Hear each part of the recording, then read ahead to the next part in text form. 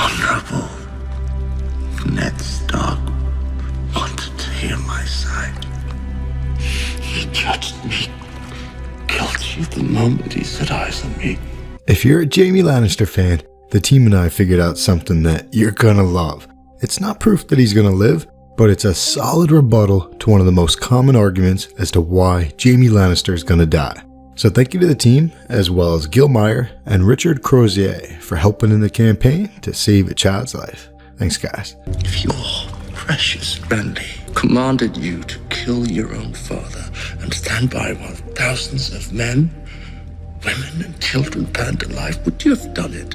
This is awesome. So I've been in denial about Jaime Lannister's Season 8 death, because he's my favorite character nowadays. I've been expecting him to live and make Sapphire Lion Cubs someday with Lady Brienne. Brienne the Beauty. Last December, I even thought that we'd see Jaime and Lady Brienne on the Iron Throne, and I'm still hoping for that, although I lean very heavily towards Tyrion and Sansa.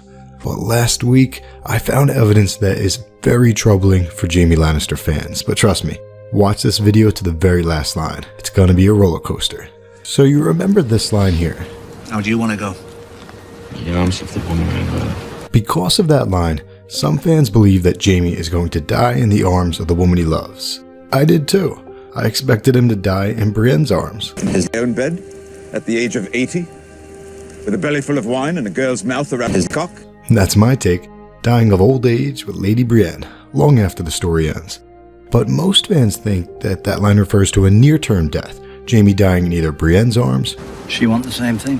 Why should I care how you die? or Cersei's arms, since Cersei once said this. We shared a womb.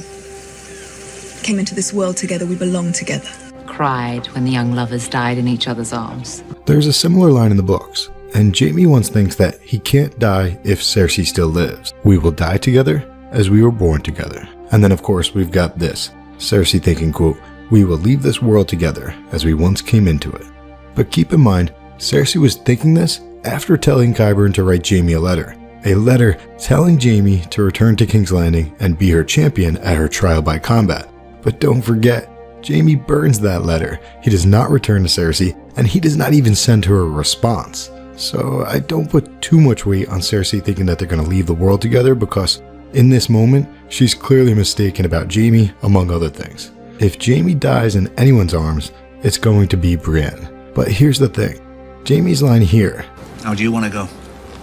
The arms of the woman I love. that line is just a thought. It's not a prophecy. However, to be fair, the show gives us lines like that for a reason. They don't have to be prophecies, they can be Easter eggs, literary foreshadowing. And the bad news is that I found something else out last week, something from Season 2, Episode 4. Check this out. I only held him that once. As he was dying. That line from Season 2 is definitely a nod to Jaime's line from Season 5. Sure, Brienne was referring to the first man whom she loved, Renly. I tried to run away, but Renly Baratheon took me in his arms.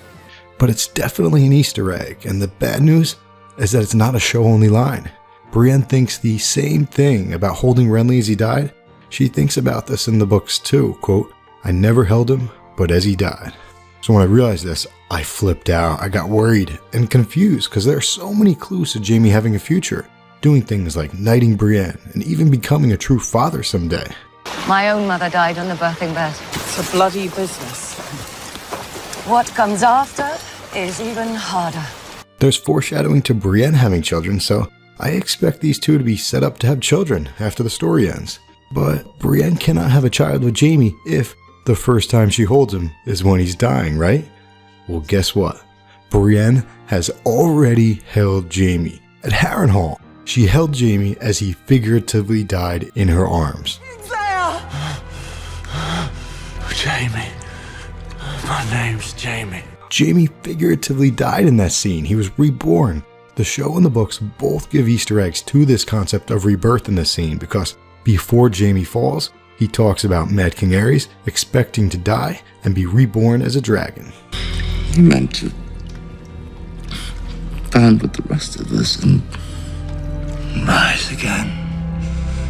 Reborn as a dragon, turn his enemies to ash. And channel member DUI West pointed out the icing on the cake. Brienne reflected back on holding Renly that one time as he died.